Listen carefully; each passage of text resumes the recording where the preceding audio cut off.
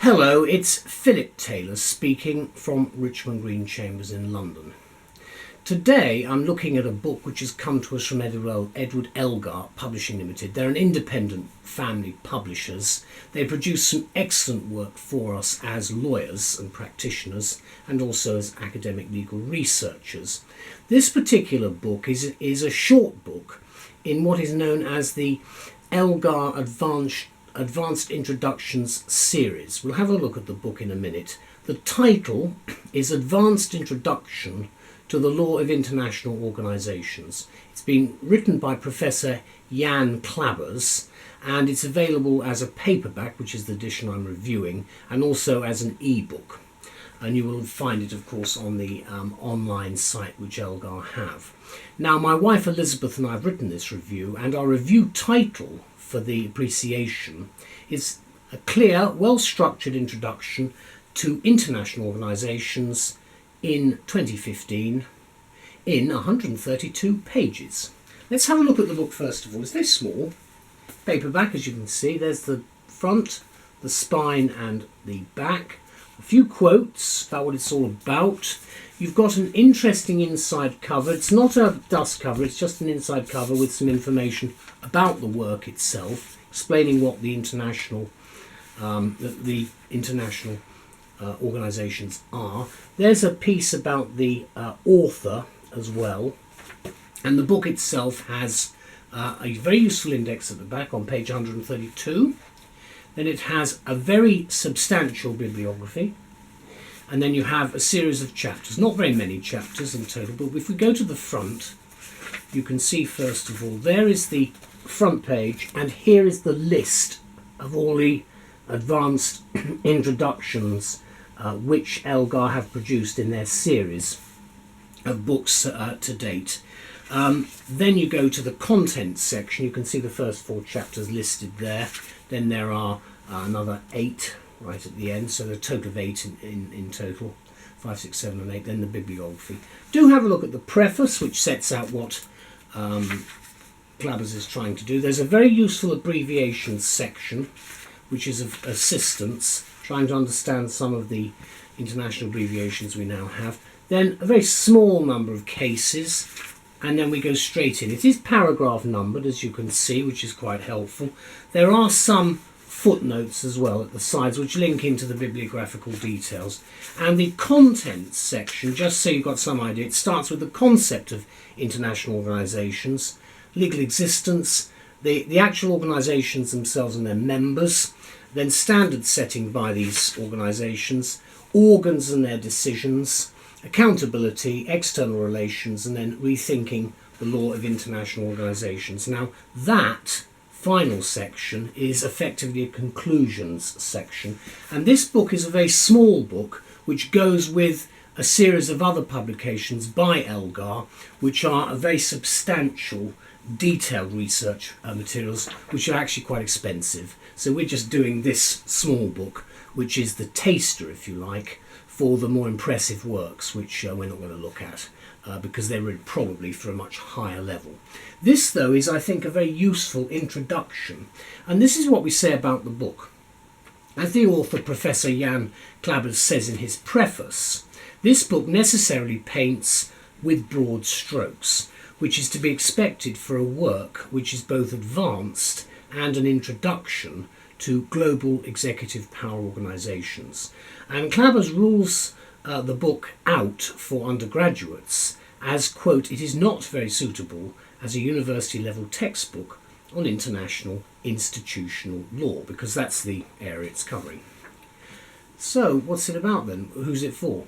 Fear not, for Klabbers then explains the book's use for the informed citizens, assisting with help in coming to some reasoned opinions on, say, the United Nations latest enterprise, or how to assess the activities of the World Trade Organization, or the most recent policing engagement of the North Atlantic Treaty Organization, NATO.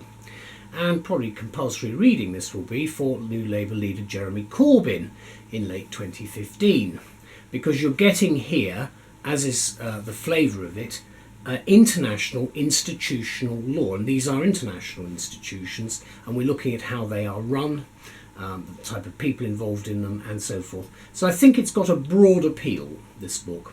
It's right to say that it's another excellent example, of course, of the works published by Elgar for their Advanced Introductions series. And these titles are both stimulating and thoughtful introductions to major fields in the social sciences, politics and law.